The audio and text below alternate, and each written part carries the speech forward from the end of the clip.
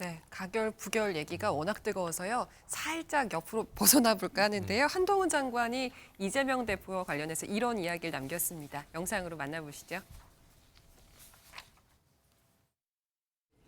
제가 이재명 의원을 잡범이라고 말한 적은 없습니다. 이재명 의원은 잡범이 아니죠. 중대 범죄가 많이 있고 중대 범죄 혐의가 많은 중대 범죄 혐의자이지 잡범이 아닙니다. 이 시스템은 일반 국민들과 똑같이 이 법원의 심사를 받으라는 시스템입니다.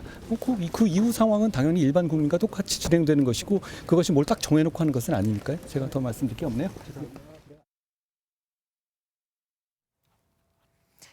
잡범이 아니고 중대 범죄인이라는 얘기를 하셨잖아요. 예. 이 내용을 어떻게 들으셨는지 일단 교수님께 여쭤볼게요. 일단 뭐 지금 한동훈 장관 입장에서는 사실 지금 영장실질심사에서 지금 구속영장이 발부가 돼야 되잖아요. 말 그대로 만약에 잡범이라고 한다면 그러니까 지금 판사가 사안을 상당히 심각하게 안 받을 가능성도 있는 거 아니에요?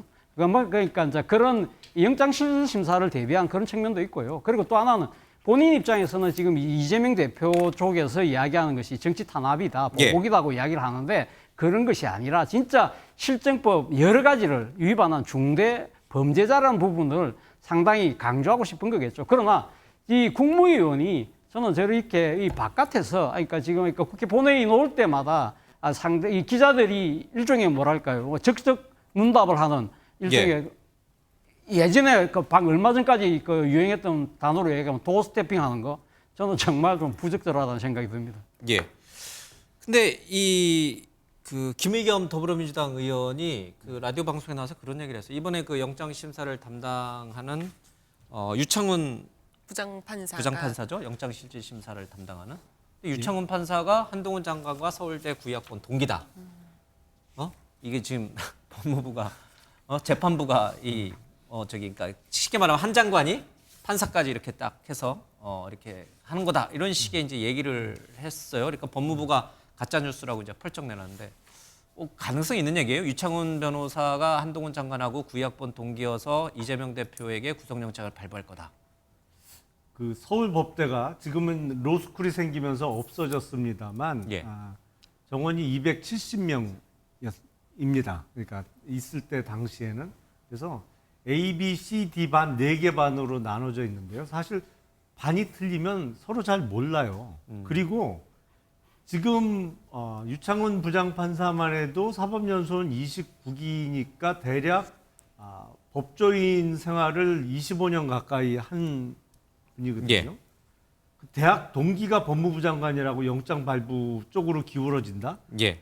그건 김의겸 의원 수준의 말이에요. 딱 정말. 예. 딱 김의겸 의원 수준입니다. 그런 얘기를 꺼낼 수 있는 것은. 그리고 대학 동기인지 뭐 그건 전혀 신경도 안 쓰고 체크도 안 해봤는데. 그거는 어떻게 되냐면 거짓이라고 한 장관하고 유창훈 이 영장 담당 부장판사는 1973년생으로 나이는 같아요. 예. 근데 한 장관이 92학번이고 유창훈 부장판사가 93학번이에요. 그러면 동기는 아니에요. 팩트에서도 틀렸네요. 근데 그래서 법무부가 가짜 뉴스라고 오늘 입장을 내는 그러니까 건데. 김의겸 의원이 하는 말은 예. 조심해서 들어야 된다니까요. 그 고지고대로 들으면 안 돼요. 항상 틀려요. 팩트에서. 예. 그렇긴 한데 김의겸 의원은 뭐 어떤 일이 됐든 한 장관을 꼭 이게 끌고 들어가고 싶어하는 마음이 굉장히 강하신 것 근데 같아요. 항상 본전도 못 찾아요. 보면.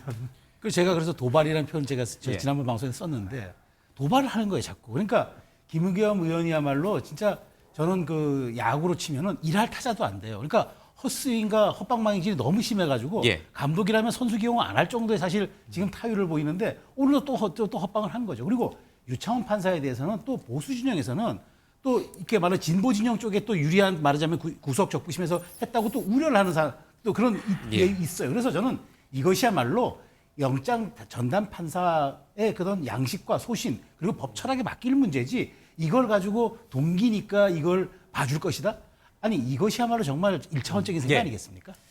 취재 과정에 구멍이 있었다고 김의겸 의원이 이제 시인했습니다. 구멍. 근데 항상 구멍이 있고 그 구멍이 너무 커요. 근데 아유. 기초적인 사실 확인도 안 하고 예. 저렇게 국회의원이 공개적으로 발언을 한다는 것 자체가 하여튼 21대 총선은 공천이 엉망이었어요, 진짜. 대변인님 근데 하실 말씀 있으실 것 같아서. 팩트 확인이 잘못된 부분은 김의겸 의원이 저렇게 시인을 하고 빨리 시인했어요. 그래야 되겠죠. 저는 얼마 전에 그 정진석 국민의힘 비대위원장 이 노무현 대통령의 사자 명예훼손 혐의로 예. 500만 원. 무죄라고 하나요? 나왔습니다. 나왔을 때 국민의힘이 집권당이 재판부를 정말 신랄하게 너무 모욕적으로 비판을 하더라고요. 저는 그거는 아니라고 생각을 합니다. 하듯이 이번에 유창훈 부장판사가 법관으로서 예. 소신과 양심을 가지고 할 거라고 보기 때문에 뭐 유 부장판사 과거에 무슨 기각 사례, 발부 사례 가지고 예단을 하거나 하는 거는 여야 모두가 부적절하다고 봅니다. 예. 다만 제가 이제 국회 현장에서 봤는데 한동훈 장관은 여러 차례 지적했습니다만 뭐 지적할 가치가 있나 싶을 정도지만 한 말씀 드린다면은 우리 헌정사의 오점으로 남을 겁니다. 한동훈 법무장관의 저런 법무장관으로서 행태는 오죽하면은 무소속의 국회의장이 피의사실 공표와 연결되니까 5분만 하세요. 그만하세요. 이걸 4번이나 지적을 했습니다. 빨리 줄여달라고. 그랬는데도 끝까지 한 30분을 하시더군요. 아니 법무장관이 정치합니까? 그 피의사실이 지금 그게 재판에서 유죄로 확정됐습니까? 그 간단하게 역대 법무장관들은 가장 중립적인 단어를 써가면서 드라이하게 정말로 그 혐의사실 얘기하고 조용히 예. 들어갑니다. 그런데 한동훈 장관 어땠습니까? 이번에는 자범이 아니고 중대미 피의자예요? 얼마 전에 또 뭐라고 했습니까? 자범이라는 비유를 또 들었죠. 저런 부분들 저는 한 장관 개인을 위해서도 그렇고 대통령도 그렇고 집권 세력에도 상당한 부담이 되고 국민들로부터 정말 아주 엄중한 비판을 받을 수밖에 없다는 말씀 드립니다. 그리고 이제 대통령도 그만둔 도어 스태핑 장관도 그만했으면 좋겠어요. 정말 짜증이 나고 더 이상 못 봐주겠습니다. 차 교수님, 네. 김민수 대변인 얘기를 듣다 보니까 그럼 한 장관은 왜 자꾸 이렇게 하는 거예요? 그러니까 왜 국회의장이 만류하는데도 계속 하겠다라고 하고 한민수 대변인이 하지 말라고 하는데도 왜 계속 기자들 만나서 자꾸 이렇게 뭐 잡범이니 뭐니 이런 얘기를 왜 하시는 거예요? 아니 한 근데 장관은? 뭐 국회의사당에서 본인이 준비해왔던 말을 하는 부분에 대해서 그 부분에 대해서는 뭐 자기 주장을 관철하면서 끝까지 할 수는 있어요. 그리고 실제 그날 뭐 여러 가지 증거를 제시한다는 부분은 결국은 뭐 국회 내의 소란 때문에 다 말을 못했잖아요. 근데 정말 중요한 부분이 그 이후의 상황에서 벌어지는 대목이에요. 뭐 어떤 대목이냐면 국회 내에서 준비했던 발언을 못했잖아요. 그 발언 내용이 그날 저녁에 모 보수 인터넷 사이트에는 다 뜬단 말이에요. 이런 부분들이 상당히 국민들이 봤을 때 고개가 갸웃거려질 수밖에 없잖아요. 법무부 장관이 국회에서 체포동의안의 취지를 말하려다 못했어요?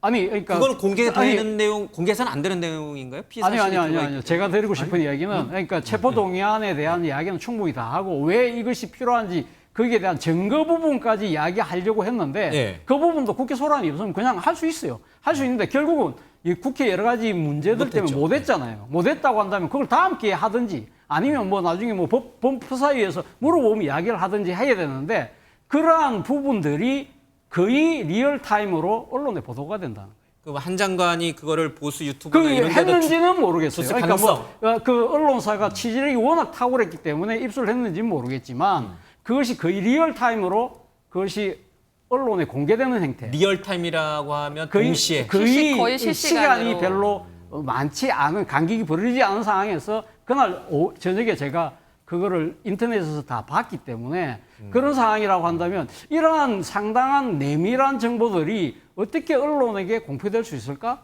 이런 부분들이 상당히 그러면 법무부의 행태가 상당히 의심받을 수 있다고 많은 사람이 생각할 수 있다는 대목이라는 거예요. 법무부 또는 한동훈 장관이 또는 뭐 그 주변 인물들이 그 내용을 알 수 있는 주변 인물들이 보수 유튜버나 보수 언론 쪽에 언론 플레이를 했을 가능성이 있다. 이 뜻이군요. 뭐 그럴 가능성이 저는 상당히 높아 보인다고 봅니다. 그러니까 그 내용은 공개돼서는 안 되는 내용인가요? 그 저기 장관이 국회에서 말하려고 준비했던 내용들은 아니 그 설명을 잠깐 드리면 구속영장 청구서 그게 이제 체포동의안으로 그 국회에 올라오는 것이잖아요. 그러면 구속영장 청구서는 적어도 국회의원들에게는 다 공개가 됩니다. 그러면 미리 문서로요?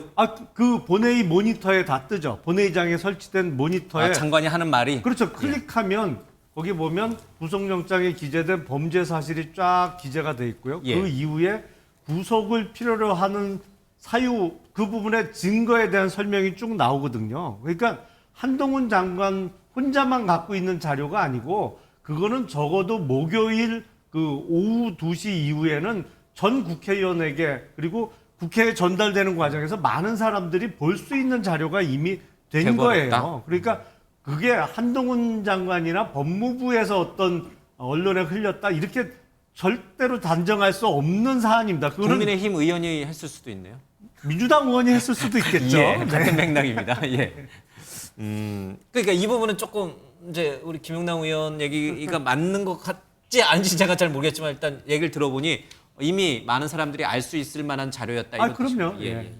그러니까 한동훈 장관이 어떤 정치적인 의도를 갖고 이것을 언론 플레이했다라고 단정하기는 어렵다. 이런 예, 뜻이군요.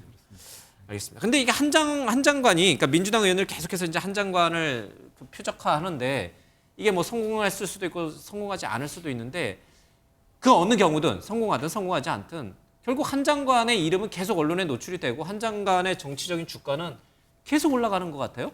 그러니까 저는 민주당 의원들이 그러니까 손익을 구분하는데, 그러니까 말하자면 저격이 성공하지 않아도 남는 장사로 생각하는 거예요. 그러니까 예. 한 장관을 타격함으로써 그것이 진영해 주는 어떤 그런 신호, 예. 그다음에 존재감 이런 것들이 이제 드러나기 때문에 설령 타격이 실패해도 남는 장사고 예. 타격이 성공하면 그건 더 좋은 거고 뭐 이렇게 생각하니까 아주 사소한 것들도 계속 도발을 하는 거죠. 근데 한 장관도 보면은 이제 뭐 싸움닭 같은 기질이 좀 있어서 그런지 예.